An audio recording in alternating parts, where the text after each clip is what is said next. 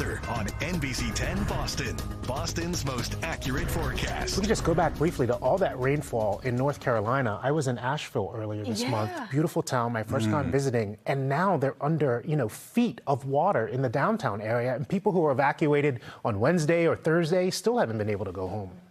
There's an outrageous amount of water through the southern Appalachians with this storm, and it still continues to fall in some spots. It's not as organized. We'll get into that in a second. 62 right now in Boston, 61 in Worcester. Yes, our pattern is quiet. It remains that way for quite some time, too. The sun will struggle over the next couple of days. That's our biggest worry. Yeah, pretty much. We'll warm up late in the week and perhaps into next weekend. Nothing extreme for us. Overall, it's a quiet pattern. We'll see the showers move in, a couple of them, not even a lot. We'll have some clouds here and there. Our temperatures stay right in the 60s and even bounce back into the 70s in our warm-up. Dew points right now in the mid-50s, so no humid air coming. I hope you took out that AC. We're not needing it anytime soon. I think we're done for the season. Even a one-off day, right? Are you going to take out the AC for that one day?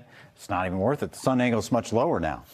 So these dew points, I just wanted to make note of these because when the temperature cools to those numbers, then we create fog. We'll have some fog tonight. And the remnants of Helene stewing about over Kentucky, and you can see some bands of rain here. Nothing terribly intense, but it's, insult to injury. A couple of showers down into North Carolina, too.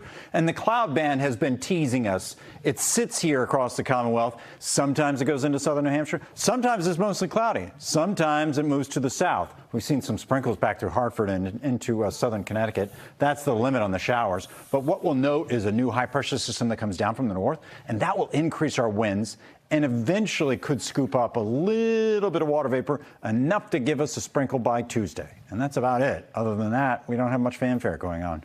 So you see the clouds tomorrow thin out after that morning cloudy, foggy start in some spots.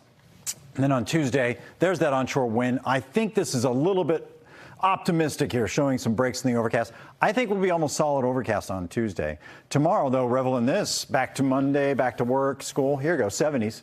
Natick, Framingham, up through Lowell, and even south through Braintree and into Taunton.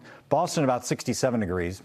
And today, with an onshore wind, we're in the mid-60s. So maybe I'm being a little optimistic and generous here. It could be as cool as 66, but splitting here. So Tuesday's the coolest day with a couple of sprinkles. Those, again, just popping up randomly with that onshore wind. And then Wednesday, about 66 with a few showers. Warmer than normal across the west going into next weekend. But look, there's a little dip here. We might get a little 1 or 2 day spat of fall or autumn. It looks like we'll bounce back to being warmer than normal eventually, too. This is Saturday to Wednesday. And, of course, the tropics not quiet. We have Isaac and then Joyce here and then Tropical Depression 12, which looks pretty formidable. Our focus will be here just south of Jamaica over the next few days. This one's drifting toward the Yucatan and maybe into the Gulf of Mexico in about a week. We'll have to see how it plays out. For us tonight, going back into the 50s, and tomorrow, a little bit of sunshine at least, especially in the afternoon after a murky start. A couple of sprinkles on Tuesday, Wednesday, maybe a shower. And then there's the Thursday, Friday bump in the numbers that goes into next weekend. Glenn, back to you.